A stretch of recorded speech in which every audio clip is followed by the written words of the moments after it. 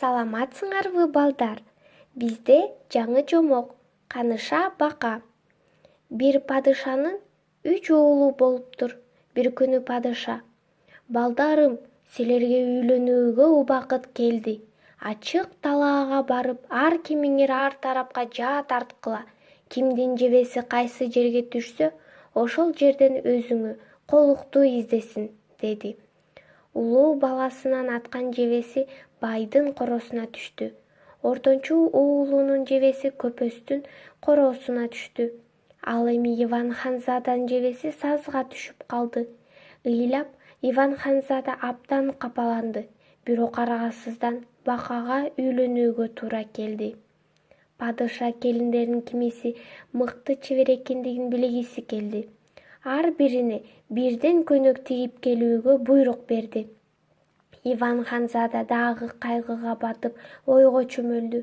Бака эмне кыла алмак эле? Иван Ханзада уктагандан кийин бака сыртка чыгып, бака терисин чечип, сулуу кызга айланды. Бакча энелер, көйнөк тиккиле. Бакча энелер ошол замат эң мыкты тигилген көйнөктү алып келишти.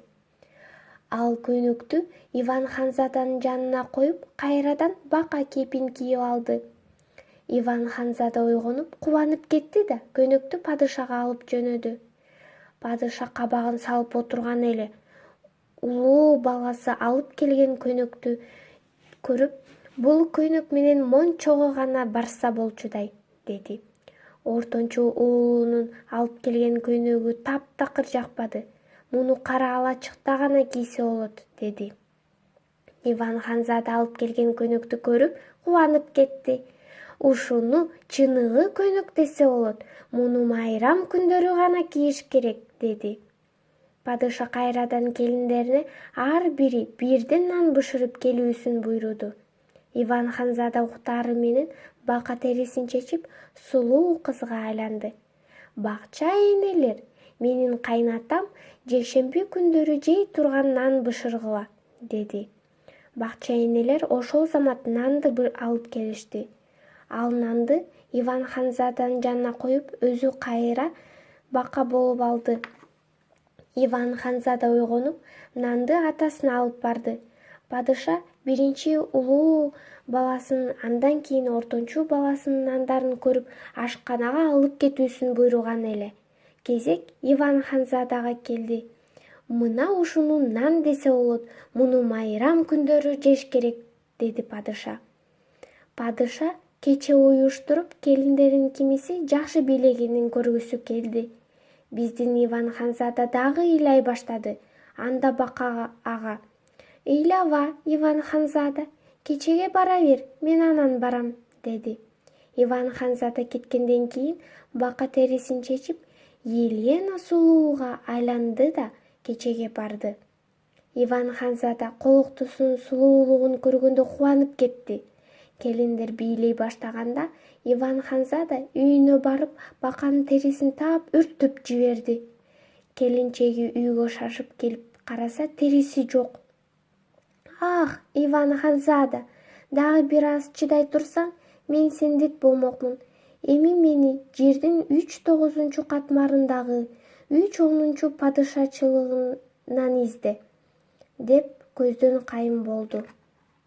Иван Ханзада атасынан уруксат сурап, колуктусун издеп жөнөдү.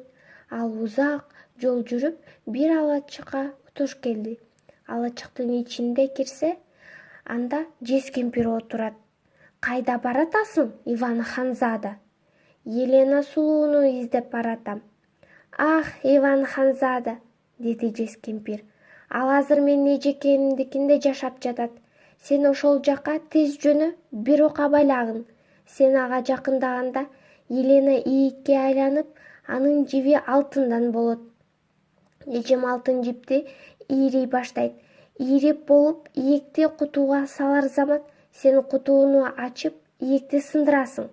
Ошондо Елена сенин бет алдыңда пайда боло калат. Жез-кемпирдин эжесине жеткиче Иван Ханзада узак жол жүрдү. Алачыктын ичине кирсе, ал алтын жип ийрип отурат. Ийрип болуп, ийикти кутууга салды. Иван Ханзада ошол замат кутууну ачып, ийикти алып, жез кемпир айткандай кылып, ийикти сындырды. Ошол замат Елена сулуу бет алдында пайда боло калды. Иван Ханзада менен Елена сулуу учуучу килемге отуруп алып, өздөрүнүн мекенине учуп жөнөштү. Үйлөрүнө учуп келишип, ынтымакта, бактылуу жашап калышты. Сонун бекен, балдар?